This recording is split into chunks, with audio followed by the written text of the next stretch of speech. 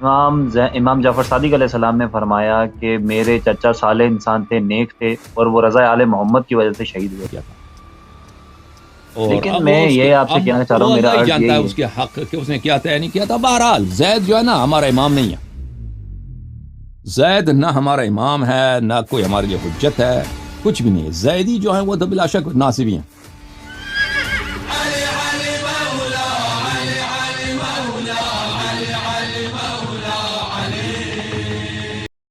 Video caller بیدار ہیں آپ؟ سو تو نہیں گئے بھائی ویڈیو کالر؟ السلام علیکم ویڈیو کالر، کیسے ہیں؟ بات کریں بھائی، اس ویڈیو کالر کیسے ہیں؟ خیریت سے ہیں؟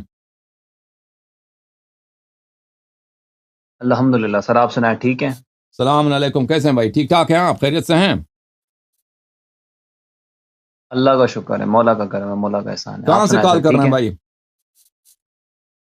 میں صوبہ سندھ سے بات کر رہا ہوں، پاکستان سے سر. شاہ زیب نام خدا ہے آپ کو میرا. عزت سلامتی عنایت فرمائے. کیا حکم ہے؟ حکم کریں بھائی.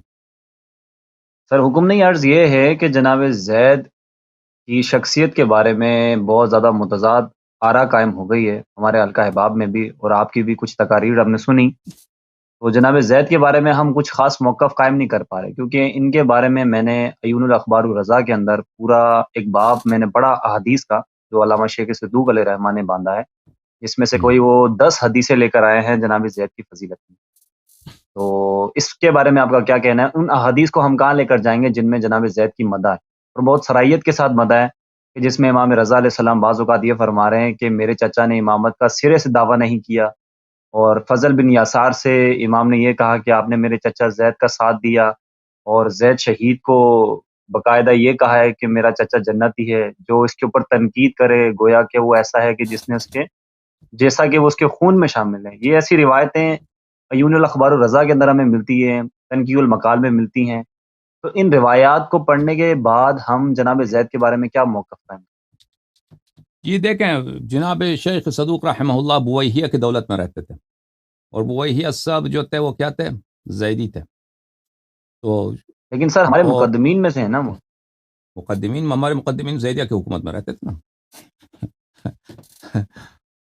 تو خدمت میں عرض ہے کہ زید کے متعلق متضاد روایتیں ہیں. بار بار عرض کر چکے ہیں کہ زید کے متعلق بعض روایتوں میں اس کی مدح ہے، بعض روایتوں میں اس کی مذمت ہے. جو مدح کی روایت ہے وہی ہے جو آپ کہہ رہے ہیں، جو شیخ صدوق نے کتاب عیون میں نقل کیا ہے. ایک باب ہے وہاں پر، اور اس کا مقدمہ یہ کہتے ہیں میں یہ روایت اس لیے نقل کر رہا ہوں تاکہ آپ کو پتہ چلے پڑھنے والے کو کہ شیعوں کا عقیدہ زید کے متعلق کیا ہے. ٹھیک ہے نا؟ اور اس میں جو سب کے روایات ہیں اس کی اسانید دیکھیں، اس کے وہ اصول میں سے نہیں ہیں، یعنی کتب اصحاب ائمہ علیہ السلام میں سے نہیں ہیں، مجاہیل ہیں. اچھا، اب ہم نے کئی سال پہلے اس روایت کو دیکھا تو اس وقت ہمارا یہی رائے تھی، ہمارا یہی اندازہ تھا. اب اس وقت دوسروں نے بھی دیکھا تھا، وہ بھی کہہ رہے تھے کہ روایت ان میں اعتبار نہیں. اب جو روایتیں ان کے مذمت میں ہیں، یہ روایتیں صحیح ہیں. یہ روایتیں صحیح. مثلا صحیفہ سجادیہ میں ایک روایت دکھاؤں آپ کی خدمت میں، اگر مجھے مل جائے ابھی آپ کو. ہاں، یہ صحیفہ سجادیہ ہے. میں آپ کو دکھاتا ہوں، آپ سب کو دکھاتا ہوں. ملاحظہ فرمائیں، یہ کتاب ہے صحیفہ سجادیہ سلام اللہ علیہ، امام سجاد علیہ الصلوۃ والسلام کی صحیفہ. یہاں پر اس کی یہ صحیفہ سجادیہ آپ جانتے ہیں کہ شیعہ محدثین کے نزدیک یہ صحیح جی جی جی. کتاب ہے. ہاں، یہاں پہ ملاحظہ فرمائیں، اس کے مقدمے میں یحییٰ خود کہتے ہیں، یحییٰ ابن زید خود فرماتے ہیں قد كان عمی محمد ابن علی اشار علی ابی بترک الخروج، کہ میرے چچا حضرت محمد ابن علی یعنی امام باقر علوم النبی علیہ السلام نے میرے والد زید کو ان کو حکم دیا تھا کہ تم خروج نہ کرنا. وعرفه ان هو خرج وفارق المدینہ ما يكون الیہ من مسیر امرہ، اور وہ بتا دیا تھا کہ تو اگر خروج کرے گا تو تیرا انجام کیا ہوگا. تو خروج نہ کر، تیرا اگر خروج کرے گا تو تیرا انجام کیا ہوگا. اس طرح کے احادیث اور بھی ہیں. ٹھیک ہے نا؟ اور لیکن ائمہ اسی طاہرین کتاب علیہ کے اندر الصلوۃ صحیفہ والسلام کاملہ کے کے کسی اندر ان کی صحابی تائید بھی نے تو ملتی ہے زید کہ کا جب ان ساتھ کی نہیں دیا. شہادت ہو جی گئی. جی میں نے جی کہا علامہ صاحب اسی کتاب کے اندر ہمیں ان کی تائید بھی تو ملتی ہے کہ جن کے اندر ان کی شہادت ہوئی، اس کے بعد امام جعفر صادق علیہ السلام نے فرمایا کہ میرے چچا صالح انسان تھے، نیک تھے، اور وہ رضا آل محمد کی وجہ سے شہید ہوئے. نہیں، ان اس کے حق کتاب میں میں وہ بھی تو کافی میں دعائیے ہے، جملے ملتے ہیں نا. وہ کافی میں ہے، ٹھیک ہے نا. وہ میرے چچا انہوں نے فرمایا کہ تم یہ نہ کہو کہ شیعوں کو منع کرتے ہوئے فرمایا کہ تم یہ نہ کہو کہ زید نے خروج کیا ہے. زید عالم تھا اور وہ نکلے تھے، خروج کیے تھے. اگر ان کو حکومت ملتی تو وہ رضا آل محمد علیہ الصلوۃ والسلام کو، رضا من آل محمد کو حکومت دیتے. اور یہ رضا من آل محمد ایک نعرہ تھا اس زمانے میں. بنی عباس نے بھی خروج کیا تھا تو اسی نعرے کے تحت کہ ہم حکومت رضا آل محمد کو دیں گے. یعنی وہ نہیں کہتے تھے کہ ہمارا خلیفہ کون ہوگا، کہتے تھے ہم اس شخص کو جو آل محمد علیہ السلام میں کیا اچھا آدمی ہوگا اس کو دیں گے. تو زید نے یہ ادعا کیا تھا. بہرحال اس کا نیت، بہرحال ائمہ علیہ السلام نے اس کو منع کیا تھا، یہ روایات میں موجود ہے، ٹھیک ہے نا. منع کیا تھا خروج سے. یہ روایتیں ایک دو نہیں ہیں، کئی ایک ہیں. اب اس نے کیا امامت کا ادعا کیا تھا یا نہیں کیا تھا، یہ الگ بات ہے، ٹھیک ہے. اس نے امامت کا، بعض روایات میں یہ بھی ملتا ہے، قلیل روایت میں یہ ملتا ہے کہ اس نے امامت کا ادعا بھی کیا تھا. اور لیکن اب میں وہ اس کے، یہ آپ سے کہنا چاہ رہا وہ ہوں، میرا اللہ ہی عرض جانتا ہے یہی اس کے حق کہ اس نے کیا تھا یا نہیں کیا تھا. بہرحال زید جو ہے نا ہمارا امام نہیں ہے. زید نہ ہمارا امام ہے، نہ کوئی ہمارے لیے حجت ہے، کچھ بھی نہیں ہے. زیدی جو ہیں وہ تو بلا شک ناصبی ہیں، اہل بیت علیہ السلام کے دشمن ہیں. اور ان میں سے جو ائمہ نکلے ہیں وہ سب سادات میں سے تھے. وہ اتنے دشمن تھے اہل بیت طاہرین علیہ الصلوۃ والسلام کے، ائمہ طاہرین علیہ السلام کے، جتنا انہوں نے ستایا ہے کوئی حد ہی نہیں ہے ائمہ علیہ السلام کو. ان کے سب چچا زاد بھائی تھے. یہ خود جناب زید جو ہیں ان کے متعلق یہی ہے. یہ بات تقریباً میں اس بات پہ اطمینان رکھتا ہوں کہ ائمہ علیہ السلام نے اس کو منع کیا تھا خروج سے. اور جن لوگوں نے ان کا ساتھ لیکن نہیں دیا خروج تھا سے، شیعوں نے، اہل بیت خروج علیہ کی السلام نے ان کی تائید جو کی ہے. خروج کی جو ممانعت ہے علامہ اور صاحب، جو خروج کی جو جن ممانعت لوگوں وہ نے صرف زید کا کے لیے ساتھ نہیں ہے دیا نا. تھا وہ شیعہ نہیں تھے. ابو حنیفہ وغیرہ نے، انہوں نے زید کے ساتھ بیعت کیا تھا. اور انہی لوگوں نے زید کو پر اکیلا چھوڑ دیا تھا نا، مخالفین نے، انہی لوگوں نے، ابو حنیفہ جیسے لوگوں نے جو اس کے بیعت توڑ دی تھی اس کی. لیکن کہنے آپ کا کیا فرما مقصد، رہے ہیں؟ میں یہ کہنا چاہ رہا ہوں کہ اگر خروج کی ممانعت ہے تو خروج تو جناب مختار نے بھی کیا، پھر اس کی زد میں تو تو بہت سے لوگ مختار آ کی ہم جائیں گے. کہاں تعریف کرتے ہیں؟ مختار کی کہاں تعریف کرتے ہیں؟ مختار نے کیا تو یہ کوئی امام ہے مختار؟ مختار کیا کون سا آسمان سے آیا؟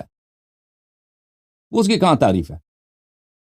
اس کی بھی تو جناب مذمت ہے زید کا روایت. جو خروج تھا کیا سیاسی مصلیت کے تحت نہیں تھا؟ کیا زید کا کیا ہے؟ میں نے کہا جناب زید کا جو خروج تھا وہ سیاسی مصلیت کے ماتحت نہیں تھا. سیاسی مسئلات کے خلاف ہے بھائی. امام علیہ السلام جو فرما رہے ہیں کہ تو اگر خروج کرے گا تو قتل ہوگا، تجھے قبر سے نکال کے آگ لگا دیں گے. وہی ہوا بیچارے زید کو مار دیا، پھر اس کو دفنا دیا، پھر اس کو قبر سے نکال دیا، پھر قبر سے نکال کے اس کو الٹا لٹکا دیا تھا. کوفے میں اس کو الٹا لٹکایا تھا، پتہ ہے آپ کو؟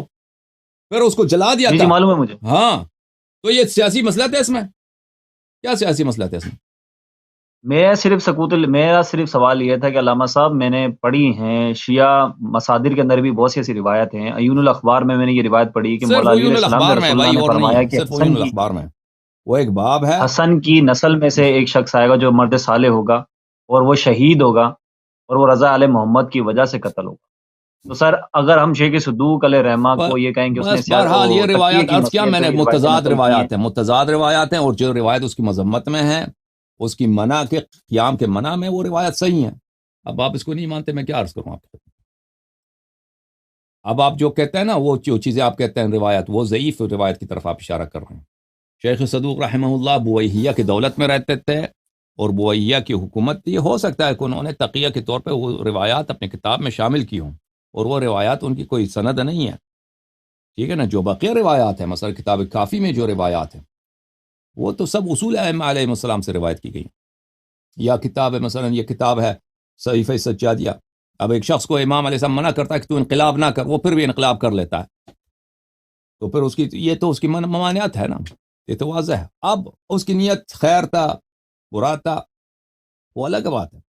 انسان کی اگر نیت بھی خیر بھی ہو، اگر امام علیہ السلام منع کرتا ہے تو اس کو اطاعت کرنی چاہیے. اچھا علامہ صاحب، اس کے علاوہ میرا ایک آخری سوال ہے. میرا سوال یہ ہے کہ عقل کی کتنی مداخلت ہے شریعت میں؟ مطلب ہم عقل اور قیاس میں کیا فرق ہے؟ بعض اوقات ہم نے روایت میں پڑھا ہے، کتاب عقل اور جہل میں اصول کافی میں جیسے آیا ہے کہ عقل بھی حجیت رکھتی ہے. تو عقل اور قیاس کا کیسے استعمال ہوتا ہے شریعت میں؟ یہ کون سی عقل ہے جس کا ہمیں کہہ رہے ہیں ائمہ علیہ الصلوۃ والسلام کی یہ حجت؟